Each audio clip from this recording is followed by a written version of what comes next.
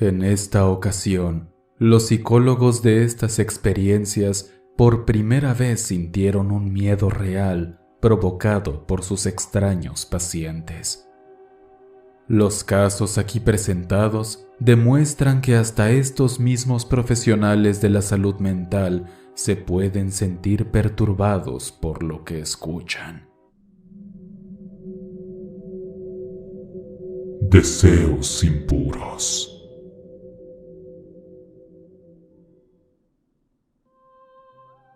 ¿Qué tal? Espero te encuentres muy bien. Me llamo Dulce. Quiero compartirte una historia corta que me platicó mi mamá. Dice que es una de las pocas veces en las que realmente le ha temido a su paciente. Ella es psicóloga y sé que no debe de contar lo que escucha con los pacientes, pero pues somos tan unidas y nos tenemos tantísima confianza que de vez en cuando me llega a contar casos que la sacan mucho de onda. Obviamente se queda entre nosotras como un secreto, y tampoco ella me revela información personal. Por ello no diré nombres ni nada relevante de la persona en cuestión. La llamaré Claudia. Ella es una chica muy joven de unos 15 años. Le falta muchísimo por vivir y justo por eso fue al psicólogo.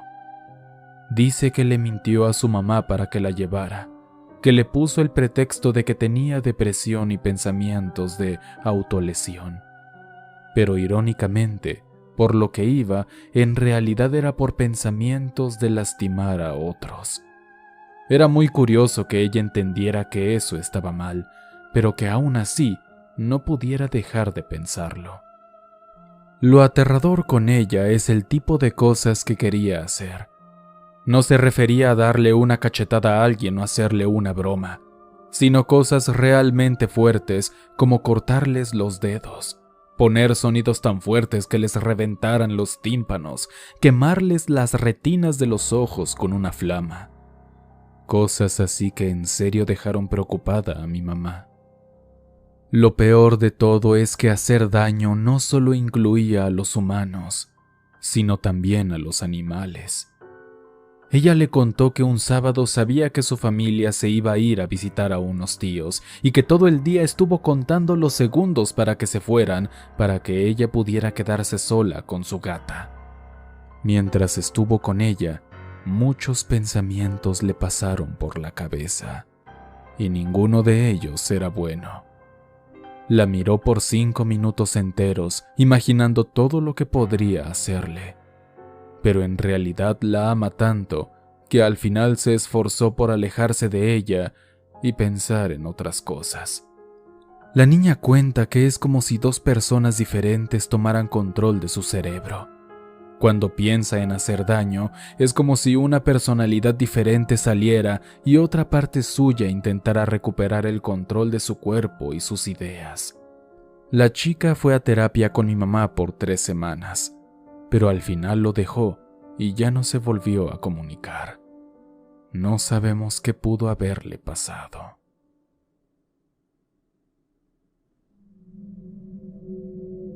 Experiencias nuevas.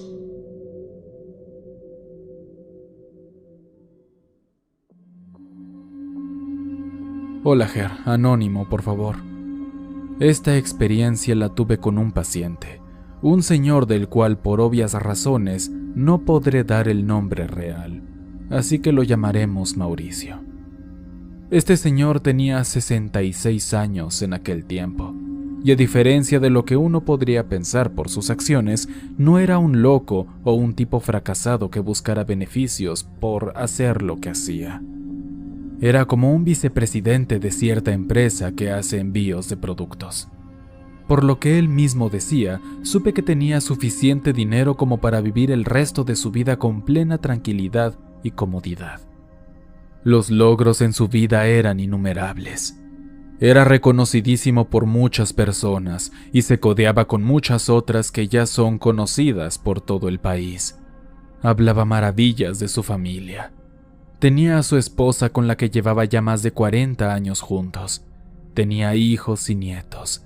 Era una vida de ensueño. Después de escuchar todo esto, no podía entender a simple vista por qué había venido. pero esa pregunta se respondió momentos después. Mauricio precisamente lo tenía todo, pero no era de los que se queda sin nada que hacer. Él todavía se sentía joven y aún tenía ganas de hacer mucho en su vida. Pero ¿qué puedes hacer a esa edad? Aunque lo desees, ya no tienes las energías para realizar muchas tareas que podrías hacer antes. Pero bueno, por todo eso, él se dedicó a buscar nuevos límites, y así llegó a crear sus propios rituales. Lo interesante es que él decía que estos ritos no los obtenía de internet, sino que él se los inventaba, que él creaba sus propios símbolos y les otorgaba sus propias intenciones y deseos. Con estas acciones, por supuesto que él no buscaba conseguir dinero o amor, porque ya se sabe que muchas veces se hacen los rituales con estos fines, pero no él. Mauricio lo hacía por gusto y para ver algo más profundo y misterioso, algo diferente, algo que el 99% de las personas del mundo no ha visto por miedo. Dice que rentaba un cuarto para estar tranquilo al hacer esto, y porque temía que las entidades que invocara se quedaran en el lugar donde las trajera. Pero ya me estoy adelantando. Mauricio comenzó con cosas pequeñas. Estudió lo básico para empezar en estas artes oscuras, y perdón por llamarlo así, pero desconozco mucho del tema y es lo único que se me ocurre para referirme a eso. En fin, según lo que él decía, invocaba primero entidades espectrales. Supuestamente eran simples fantasmas, como un familiar fallecido o algo así.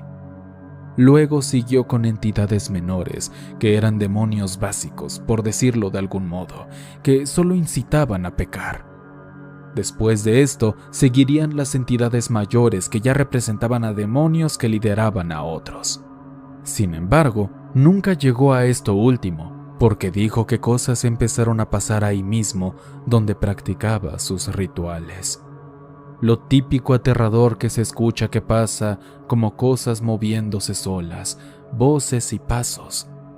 Pero lo peor eran los jalones y golpes. Mauricio asegura que muchas veces, mientras hacía sus ritos, empujaban sus hombros con suavidad o golpeaban muy ligeramente su frente con una mano. Al principio dice que se aterraba y salía del cuarto con la clara intención de ya no volver a hacer eso nunca. Pero al ver que nada malo pasaba realmente, empezó a emocionarse por esto y quiso buscar más. Afortunadamente para él, y sin saber por qué, ya no le funcionaron sus demás rituales. Y digo afortunadamente porque quién sabe a dónde iba a parar esto si seguía en estas cosas. Aunque ni siquiera fue necesario seguir avanzando porque los fenómenos paranormales no cesaron. De hecho, se sugestionó tanto que creyó que en algún momento se llevó a una entidad consigo porque en su casa empezó a vivir el mismo tipo de cosas que en el lugar que rentaba. La cosa escaló a tanto que, siendo alguien racional, decidió asistir conmigo porque quería empezar a creer que todo era obra de su imaginación. Y pues yo, como profesional también racional, mi obligación fue ayudarlo a entender lo que estaba viviendo, entender por qué creía que fantasmas lo seguían. Pero sinceramente, yo por mucho que quisiera no podía comprender o explicar por qué al señor y a su familia lo levantaban a las 2 de la madrugada con llantos o susurros. El pobre hombre dejó de venir después de darse cuenta que una terapia no iba a ayudarlo. De hecho me lo dijo. Mencionó que esto no le estaba sirviendo y que iba a buscar otras soluciones. No sé en qué habrá acabado eso.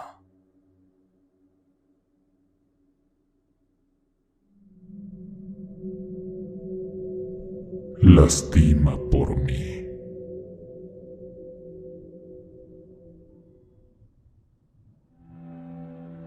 Ger, antes de empezar, quiero darte las gracias por tus historias. Cuando trabajaba como psicóloga me entretenían mucho mientras esperaba a mis pacientes. Esto me pasó hace unos años. Me contactó una mujer que deseaba hacer una cita para empezar un tratamiento por algo que estaba molestándola mucho. Durante varias semanas estuvimos platicando de su problema, el cual era al principio que, y la cito, Dios me pide que me lastime para agradarle. Así como lo oyes. La señora tenía un montón de cicatrices en todo su cuerpo, cortadas, moretones, quemaduras, de todo. Era horrible lo que esta mujer se había hecho a sí misma, pero ella me contaba que se sentía feliz al hacerlo. No había remordimientos. Un día habló con una vecina a la que le tenía muchísima confianza, y fue gracias a esta persona que entró en razón para venir con un especialista. Al inicio no había tanto problema, pero pronto empezó a sentir que Dios le pedía que dañara a los demás. Dice que era común que cuando estaba cerca de alguien más, escuchaba una voz en su cabeza que le decía que Dios necesitaba su sufrimiento para estar complacido. La mayoría de las veces lograba resistirse, pero me cuenta que un par de ocasiones simplemente obedeció y se le fue a los golpes a otras señoras que se topaba. Así de vieja como era, su devoción por su deidad y sus comandos le terminó saliendo muy caro. Para ella, el dolor lo era todo, y como le iba bien en la vida, creía que se debía gracias a que le hacía caso a Dios, por lo que no quería detenerse con su violencia. No quiero entrar en detalles por privacidad, pero todo condujo a que la paciente tenía un ciclo no cerrado con su madre, que había fallecido hacía mucho tiempo. Ella era muy religiosa y dejó una semilla que germinó gracias a varios factores y recuerdos. Me pareció muy interesante cómo esto su inconsciente lo manifestó con la búsqueda de dolor.